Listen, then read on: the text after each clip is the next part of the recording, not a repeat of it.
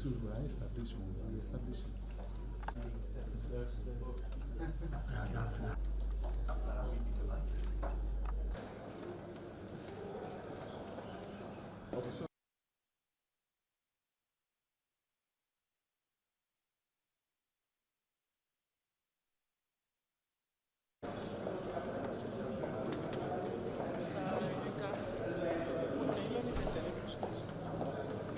So His Excellency, I was very pleased to see His Excellency today. It was very generous of him given his busy schedule. We discussed our long-standing partnership between the United Kingdom and Nigeria. We have many areas of shared interest, including a good history of development cooperation, some excellent trade and investment arrangements, and we also have some good cooperation on security and defence.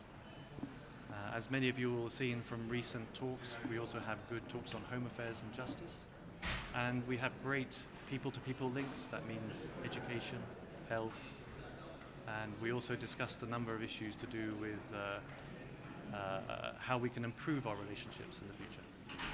So I think we already have a very good economic dialogue, but I think there's a great potential to do more. And as I discussed with His Excellency, the big economic decisions being taken by this government are really important, and they're being noticed around the world. The removal of subsidy, the exchange rate reform, all of that creates a much better investment environment.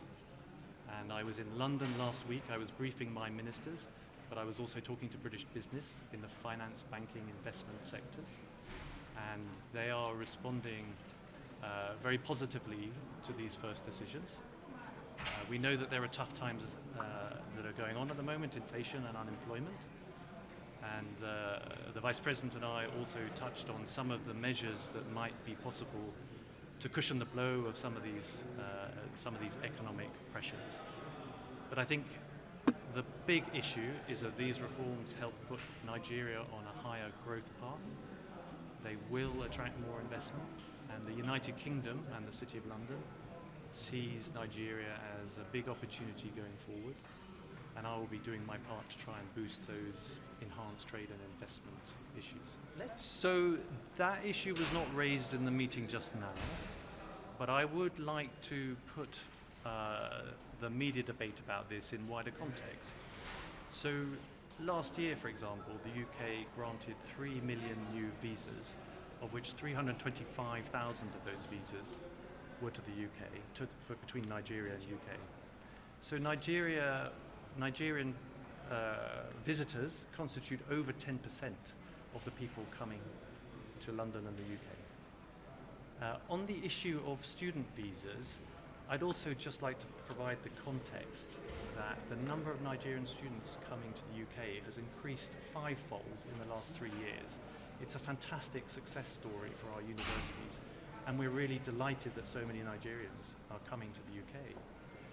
The issue about restrictions on people bringing dependents, that's partly because not just from Nigeria, but from many parts of the world, many more students are trying to bring their dependents with them.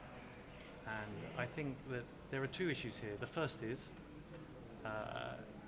it's not always possible to find the housing and services to meet all the needs of all our existing student population.